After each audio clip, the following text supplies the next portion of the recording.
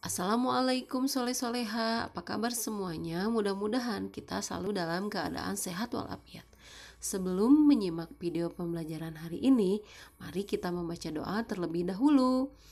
Dengan membaca Bismillahirrahmanirrahim, Robbi zidni ilman warzuqni fahman. Oke, baiklah soleh-soleha, di video pembelajaran hari ini kita akan belajar tema 4 globalisasi, subtema 1 globalisasi di sekitarku, pembelajaran 1 muatan pelajaran IPS, Bahasa Indonesia, dan IPA. Untuk muatan pelajaran yang pertama, pelajaran IPS tentang kerjasama negara anggota ASEAN dalam bidang sosial. Globalisasi adalah proses masuknya ke ruang lingkup dunia. Penyebab adanya globalisasi antara lain perkembangan teknologi dan alat komunikasi serta kemajuan alat transportasi. Perkembangan teknologi dan alat komunikasi memudahkan kerjasama antar negara. Begitu juga dengan kemajuan alat transportasi yang memudahkan barang dari luar negeri masuk ke suatu negara dan sebaliknya. Nah, pada tema 1, kita sudah belajar tentang negara-negara yang tergabung dalam ASEAN. Negara-negara ASEAN antara lain Indonesia, Malaysia, Singapura, Thailand, Filipina, Brunei Darussalam, Vietnam, Laos, Myanmar, Kamboja, dan Timor Leste. Nah, negara-negara tersebut menjalin kerjasama untuk mencapai tujuan bersama, seperti meningkatkan pertumbuhan ekonomi, sosial, dan budaya, serta menjaga perdamaian dan keamanan di kawasan Asia Tenggara. Berikut kerjasama negara anggota ASEAN disebabkan oleh beberapa faktor. Yang pertama, sumber daya alam. Setiap negara anggota ASEAN memiliki sumber daya alam yang beragam. Keberagaman sumber daya alam tersebut dipengaruhi oleh kenampakan alam sekitar. Ada beberapa negara yang memiliki kenampakan alam yang sama, sehingga sumber daya alam yang dihasilkan pun sama, seperti Indonesia, Thailand, dan Laos yang memiliki lahan pertanian yang luas. Nah, lahan pertanian tersebut menghasilkan sumber daya alam berupa padi, sedangkan kenampakan alam Brunei Darussalam menghasilkan minyak bumi terbesar di Asia. Keberagaman sumber daya alam tersebut mendorong kerjasama antar negara dengan tujuan untuk saling melengkapi kebutuhan masyarakat masing-masing negara. Yang kedua, berada dalam wilayah yang sama, yaitu Asia Tenggara. Nah, ASEAN merupakan sebuah organisasi yang didirikan oleh negara-negara dalam suatu kawasan yang sama, yaitu kawasan Asia Tenggara. Negara-negara tersebut hidup bertetangga. Hal ini mendorong terciptanya interaksi dan kerjasama antar negara. Dan yang ketiga, ilmu pengetahuan dan teknologi. Singapura merupakan negara dengan penguasaan ilmu pengetahuan dan teknologi termaju di Asia Tenggara. Akan tetapi, sumber daya alam Singapura terbatas. Hal ini mendorong Singapura menjalin kerjasama dengan negara-negara di Asia Tenggara.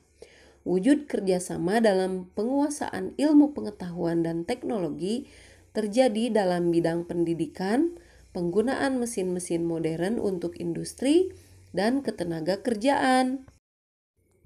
Kerjasama yang terjalin harus sesuai dengan prinsip-prinsip dalam perjanjian, persahabatan, dan kerjasama di Asia Tenggara.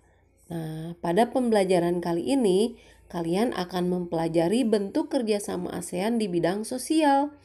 Kerjasama dalam bidang sosial bertujuan menciptakan masyarakat ASEAN yang saling peduli dan mau berbagi dengan negara lain.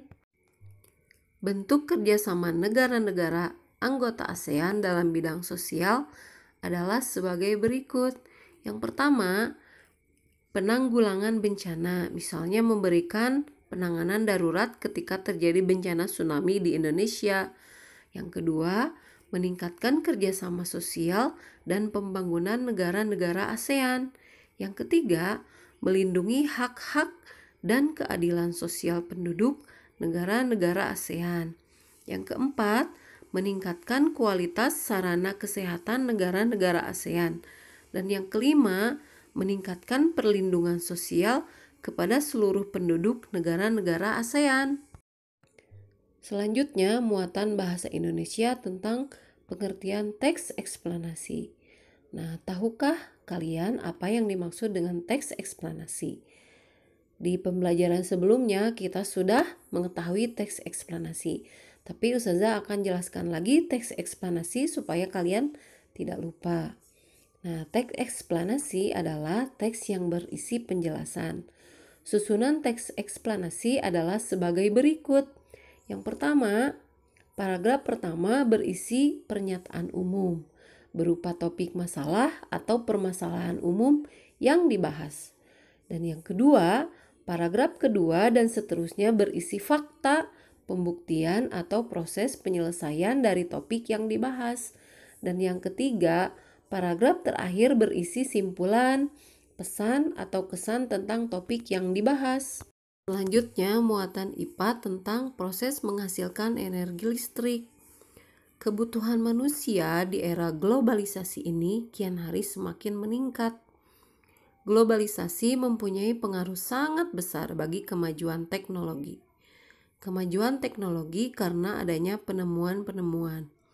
Namun, sebagian besar penemuan-penemuan tersebut membutuhkan energi listrik. Energi listrik merupakan energi yang timbul karena adanya arus listrik yang mengalir melalui hantaran. Sumber utama energi listrik adalah pembangkit listrik. Contoh pembangkit listrik adalah pembangkit listrik tenaga air atau PLTA. PLTA dapat menghasilkan energi listrik dengan cara memanfaatkan energi air yang mengalir.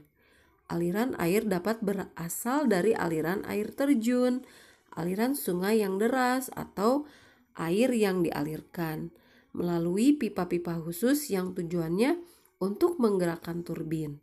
Gerakan turbin tersebut nantinya akan diubah menjadi energi listrik di dalam generator. Perhatikan skema kerja dari pembangkit listrik tenaga air atau PLTA. Yang pertama,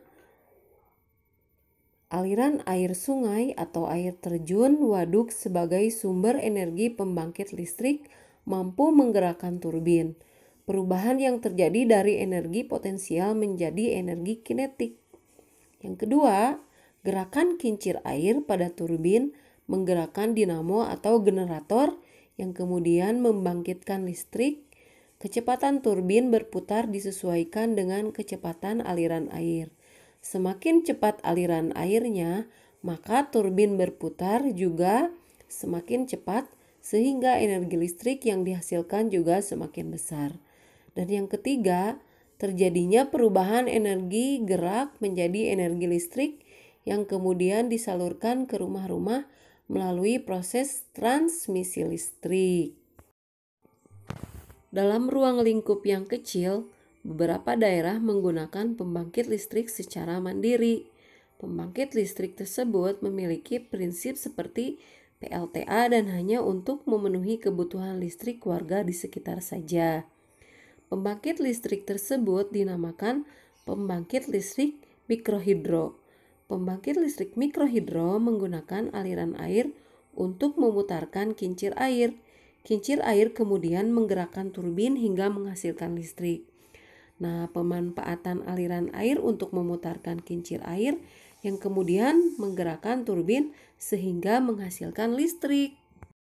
Baiklah soleh-soleha, demikian video pembelajaran hari ini. Kurang lebihnya Ustazah mohon maaf. Jangan lupa like, share, komen, dan subscribe ya. Jangan lupa ketik nama kalian di kolom komentar.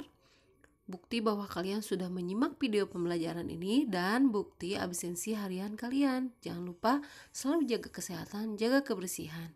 Billahi taufiq wal hidayah. Wassalamualaikum warahmatullahi wabarakatuh. Sampai jumpa di video pembelajaran berikutnya.